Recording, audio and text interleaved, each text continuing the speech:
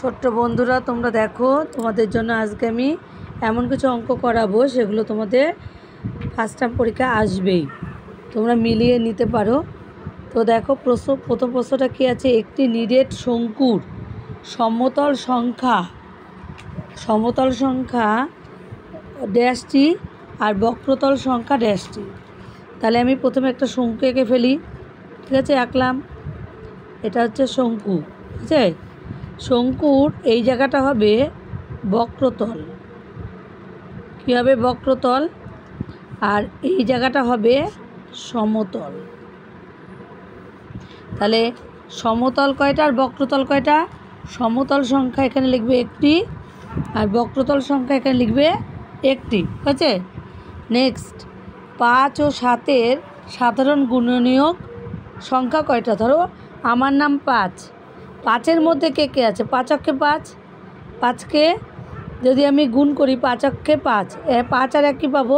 7কে গুণ করলেও 7 অক্ষে 7, 1 পাবো। এবার আমি বলে দিয়েছিলাম যে এমন একটা লোক খুঁজে বের করবা যে 2 বাড়িতে চা খেতে গেছিলো।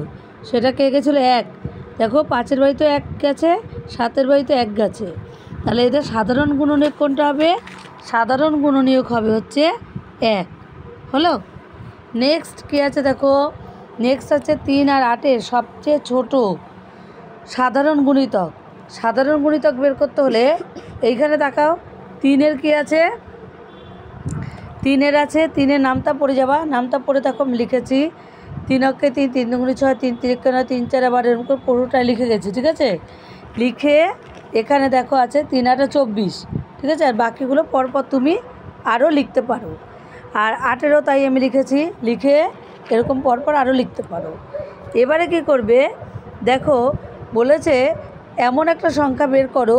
দেখো প্রথমে 24 এর বাড়িতেও আছে, এর বাড়িতেও আছে। কার বাড়িতে? 3-এর বাড়িতেও 24 আছে, আবার এদিকে কত? 8-এর বাড়িতেও 24 আছে। তাহলে এখানে বলেছে সবচেয়ে ছোট গুণিতক। 8-এর 24-এর পরে আরও বেরোবে, কিন্তু সবচেয়ে যেহেতু ছোট বলেছে তাই প্রথম যেটা পেয়েছো সেটা সবচেয়ে ছোট হবে, বুঝলে? পরে যেগুলো হবে সেগুলো একটু বড় হবে। তাই জন্য এখানে কী লিখবো? সবচেয়ে ছোট গুণিতক কত লিখবো? 24। বুঝেছো? নেক্সট 4 অঙ্কের বৃহত্তম সংখ্যা ও 3 অঙ্কের ক্ষুদ্রতম সংখ্যার অন্তর। ঠিক আছে, 4 অঙ্কের বৃহত্তম সংখ্যা হচ্ছে কত লিখবে? 4টে 9 লিখবে। আর 3 অঙ্কের ক্ষুদ্রতম সংখ্যা লিখবে অন্তর মানে বিয়োগ, 9 9 8 9। তাহলে কত লিখবো? 98,000 9,800।